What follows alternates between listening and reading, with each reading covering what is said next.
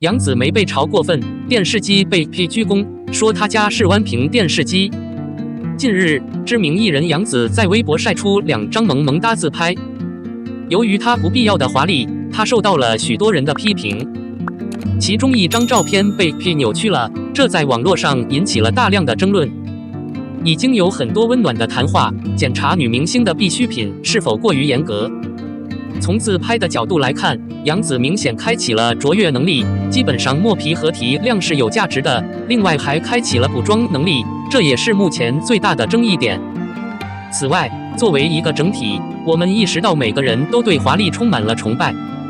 什么样的人都需要一张漂亮可爱的脸，但正常的华丽很多时候是少数，所以应该用创新来改变一切。优秀的自拍是当下的年轻人最标准的社会风向标。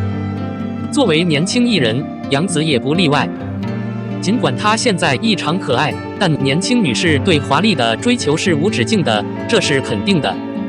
不偏不倚地说，杨紫肯定是过分华丽了，主要是因为补妆能力没有发挥好，而且她身后的电视也没有考虑到。最终，照片被过度拉长，电视被扭曲为 P。顺着这句话，众多网络巨头纷纷出手狂拍音乐剧，询问杨紫家买的是什么牌子的电视。弯曲的屏幕可以制成如此弯曲，我很好奇影响是否很大，我希望找到解决方案。显然，杨紫不会做出回应，反而杨紫的粉丝们也不能袖手旁观。他们觉得这种鸡毛蒜皮的问题被无限放大了，要么无能，要么可怕。因为 VIP 们在友好的舞台上晒出的照片，基本上都是经过长时间的 P 图美化处理的，以前成为标准化。再者，不管杨紫是不是明星，她也只是个初学者，在友好的舞台上发 P 图是典型的事，闹得沸沸扬扬也是有道理的。不过话虽如此，杨紫的 P 图还是能脱颖而出的。可以说，很可能被看作是一个侧面印证，他的著名艺人称号绝对不是虚名。有好有坏，所以他被无休止的批评是合理的。此外，杨紫以童星身份出现，她年轻时就出名了，而且她有一个炙手可热的询问身材。不管是小时候还是现在长大了，她从来不需要话题，也不需要流言蜚语，这些大家都清楚的。综合考虑，无端贬低杨紫梅的美貌，或者说她 P 图能力的倒霉，对于女明星的要求基本上是过分的严厉了。万一她被其他不起眼的小女工匠取代，通常没人在乎。所以这是对目前媒体最明智的描述。02如何评价杨紫、杨幂、赵丽颖？她们是坚强的女士，她们的成就使她们刀枪不入。我不得不说，把这3位一流的女士放在一起，真是令人着迷。杨幂、唐雪见最开始熟悉的都是装模作样，喜欢的事物性高得过香河雪原。随后，杨幂便踏上了一条流言蜚语的街道。刚开始时，整个组织一片漆黑，不能说完全不正常。综上所述，她零零碎碎的录制的影视节目很少有人看到。杨幂的课程不是从任何人那里复制的，不可否认，她是在没有任何人的情况下完成的。一条漆黑的红街固然很难走，但她居然忍了。通往她的繁荣之路应该是她的愿望。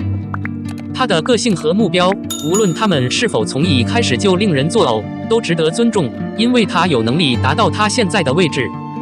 最初觉得杨幂会不断地在影视圈里走暗红路线。无论如何，如果无处不在，商业价值不会很糟糕，但她比我们想象的要聪明。后来，作为一个金融支持者和商业远见者，以杨幂无穷无尽的洞察力，她只会找到持久的成功。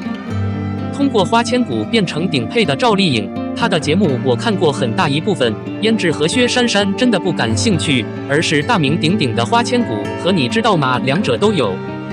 不能承认的是，《楚乔回忆录》完结了，冠军的稳重和学识都被赵丽颖破译得很好。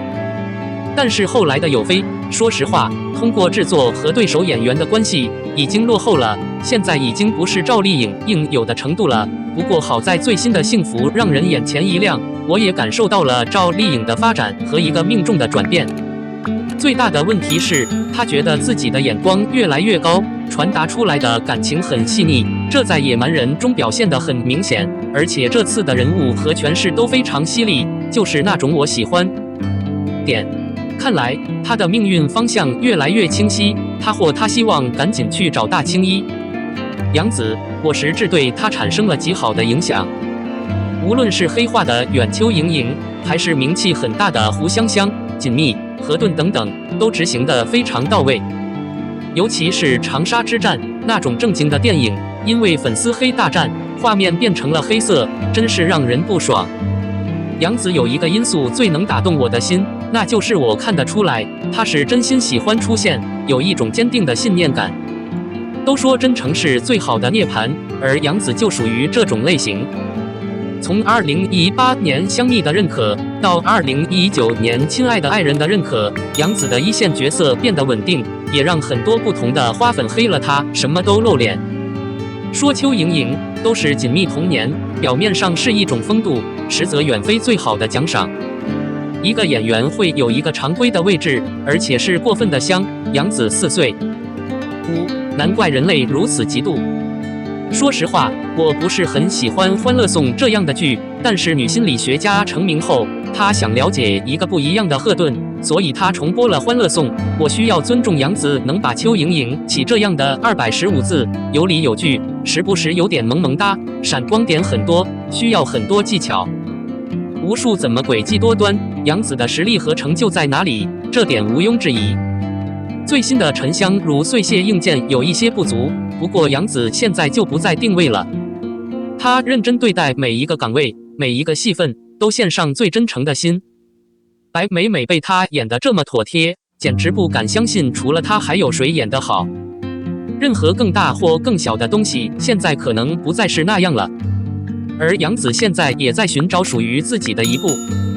合适的参观者同样有可能有更多的选择和拍摄更高的电影。我正在寻找他。此外，还有一个题外话，感觉杨天真眼光不错。如果杨子不是大明星，他也很适合做一个寻人的金牌经纪人。他知道该部门，但现在不再是该部门。引人注目的闪光因素，这真是一个杰出的特质和技能。杨幂、赵丽颖、杨子这3位知名女星都是女强人。不要害怕那些太阳黑子，她们真实的整体表现让她们所向披靡。你最想要谁？欢迎走开留言。03前4集评分过亿，评分接近8.2。目标市场直言，剧情可圈可点，现在已经不够看。对于喜欢装扮剧的观众来说，今年可以说是最幸福的一年。短短9个月就播出了50多部服饰剧，其中堪称经典之作，如今已不低于10部。还有《玉骨遥遥》《安乐传》《长月余晖》等节目播出。前4集评分过亿，评分接近8.2。目标市场直言，剧情精彩，看不够。对于已经播出的历史木偶剧，信息和分数一目了然。其中获得较大好评的有《雪中剑客试一试世界》前1、2之内的于君初，《相识老子归来》除了苍兰诀沉香如屑、翻天覆地星汉盛世等名著外，各有千秋。不过要说最让人期待的，还是肖战和任敏主演的《玉骨遥控器》。一方面，因为展示的正版小说非常有名，所以相距甚远；另一方面，他又远在别处男主肖战的美誉。众所周知，肖战凭借《陈情令》一举成名，但他也精通跌宕起伏，因此在接下来的几年里，他不再在影视剧的拍摄上进行投资。而这部《玉骨遥控器》是肖战复出后的第1部国服剧。虽然女主的名气不算过分，但单凭肖战的来客，就足以让这幅画名扬四海。当然，显示器的女主整体表现同样出色。虽然她在名声方面不是很有名，但她的出场能力是近几年新时代演员的一个版本。许多著名的一线出场能力都不会和她相似。所以，这部《玉骨遥遥》也算是一部男女主强联合的大剧。这就是为什么显示器从一开始就引起了很多兴趣。下令时即应用的预热一下子就塞满了显示器的辨识度。本来节目是在暑期暖场后转播的，没想到会如期而至，所以一直拖到现在。但是现在的印刷品似乎并不比夏季时间差。您应该明白，尽管夏季期间的游客众多，但反对声也同样激烈。仅1个多月就播出了近10部服饰剧，说目标市场麻木一点也不为过。相反，现在时间更高。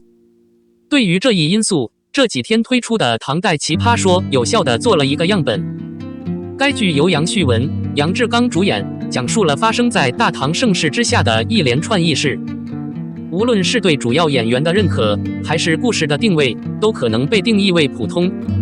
然而，它远不是那种质量平庸的画作。印制后，前4集就完成了过亿的浏览量，甚至达到了8.2的高分。它还因其出色的情节而从目标市场获得了回报，现在已经不够看。要说这部《大唐传奇》不好玩，肯定是片面的大片，但这部剧能得到这么高的分数，和没有任何正确的动机是分不开的。目前正在播出的电视剧，如果它位于夏季时间之内，目标市场将不会支付利息。